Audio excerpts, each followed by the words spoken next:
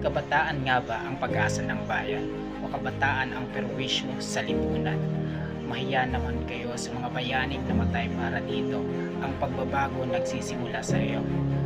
Masakit, pero totoo. Pinaglaban ng mga bayani natin ang kalayaan natin gamit ang dugo nila. Ngayon, tayo mismo ang sumisira sa bansang pinaglaban nila. Sinasabi sa katagang ito, kabataan ang pag-asa, pero ano nga asahan natin kung yung mga dapat na ehemplo ng matatanda ay korap, walang disiplina at walang malasakit? Natural na gagayahin ng kabataan kung ano ang nakikita nila. Hindi ko sinasabing lahat ng kabataan ay sira, pero hanggat walang matinong ehemplo, paikot-ikot lang tayo sa problema. Warrior mindset, tumigil sa pagreklamo, magsimula sa sarili, maging yung pagbabagong gusto mong makita.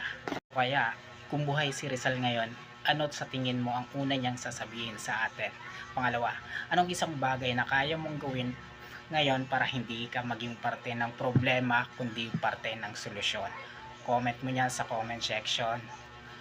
See you there, warriors. Ingat!